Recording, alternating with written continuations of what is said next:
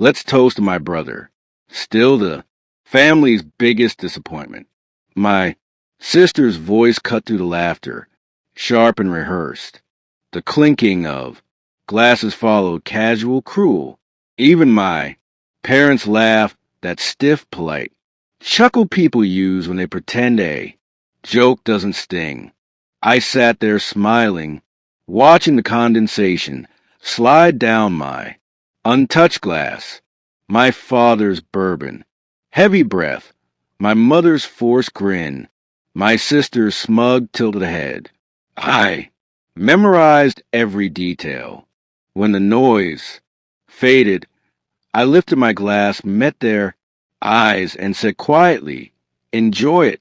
This is the last holiday I'll ever spend with you." The table went silent. Forks paused midair. No one asked what I meant. They didn't care enough to, but they would. Growing up, I was the afterthought, the creative one, the one who didn't fit the family mold of investment bankers and real estate. Mogul. My father liked to say I was emotionally expensive and financially useless. My mother would nod, pretending not to hear. My sister Claire was the golden child, charming, ruthless, perfectly molded to carry Dad's legacy. She joined his company straight out of college. I, on the other hand, started a software firm from a spare bedroom with a borrowed laptop and a mountain of debt. They didn't believe in me then. They mocked my choices. Apps? Really? You think people will pay for digital? Nonsense. When my startup was bought out, 10 years later for 7 figures, my father congratulated me with a handshake, not pride, but calculation. 2 years after that, he invited me to join the family business as an investor, not a partner. I accepted quietly because I had learned something they hadn't. Power doesn't come from being loud. It comes from being underestimated. Last summer, I caught wind of a board meeting I hadn't been invited to, the company fund. I'd helped restructure the one legally, tied to both my capital and my patent, was being reallocated. In simpler terms, they were freezing me out. The paperwork bore my sister's signature, Claire's, neat, looping handwriting next to a clause that effectively nullified my decision rights. When I confronted her, she smiled. "It's just business, little brother. You should have read the fine print." Dad stood behind her, hands folded. Mom pretended to be on a call. I stood there in that glass-walled office, realizing the truth. They hadn't changed. They just learned how to disguise their cruelty with professionalism. That night, I didn't drink. I didn't rage. I printed every document, every clause, every email. I started building my own. You don't win against people like them with emotion. You win with silence and timing. I met with a corporate lawyer, a quiet man named Lewis, who specialized in shareholder exits and hostile takeovers. I told him everything down to the board's hidden clauses. He listened, then smiled faintly. "They think you're passive," he said. "That's good. Let's use that over the next 6 months." I began quietly withdrawing, not from the company, but from dependency. I moved my assets into a trust, shifted my patent rights into a holding entity under my name alone.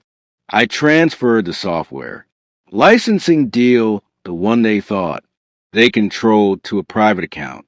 Then I waited. Claire's arrogance grew. So did her spending. Dad doubled down on his expansion projects, assuming I'd always bankroll the gaps. I kept smiling, attending meetings, offering, insight nodding through there, patronizing laughter, until Christmas Eve. That dinner wasn't a coincidence. It was a test mine for them. I needed one final confirmation of who they really were before I severed the last tie. When they laughed at me, I knew. So, while they were sipping champagne and making jokes about my lonely life, I was already executing the transfer order Lewis had drafted weeks earlier. My capital, the largest private injection into their company's liquidity fund, was set to pull out at midnight on December 26. The trigger clause was simple. 1. Board misrepresentation, 1 unfulfilled. Fiduciary duty, 1 violation of.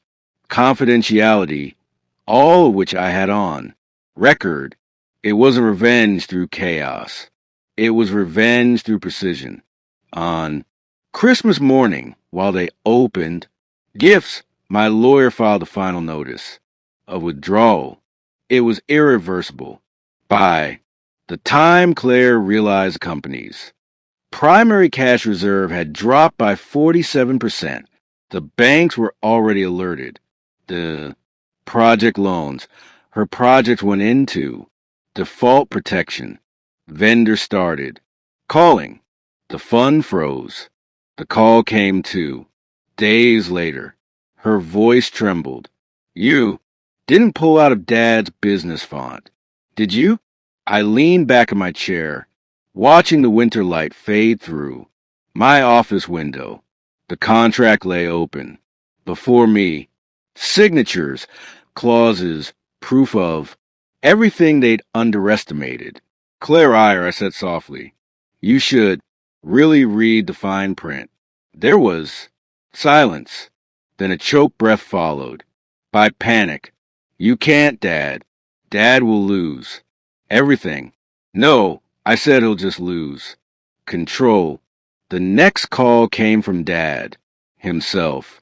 His voice was calm, but underneath I could hear the cracks. You made your point, son. Reverse the withdrawal. We'll reinstate your board rights. I almost laughed. Board rights? That's what you think this was about. He paused. Then what was it about? Respect. I said, something money can't buy back. He tried to negotiate. I let him talk. Then I ended the call with a quiet, enjoy your holidays, Dad. By New Year's Eve, the company had filed for internal restructuring. Claire stepped down for mental health reasons. Mom called once. She didn't mention the business, just asked if I'd come for dinner next week. I told her no. For the first time in my life, I didn't feel guilty. I felt balanced. They had taught me all my life that success meant control, that love was conditional, that humiliation was part of belonging. They were wrong. Success, I learned, is walking away without needing them to understand. I poured myself a drink, the same one I hadn't touched at Christmas. The ice cracked softly. My phone buzzed. Again, another missed call from Claire. I turned it face down. I looked at the city skyline, the quiet hum of my own office, the empire they once mocked, and I thought sometimes the sweetest revenge isn't proving them wrong. It's watching them realize they never knew who you were. They toasted to their biggest disappointment. Turns out I was the only one at that table who knew what real success looked like.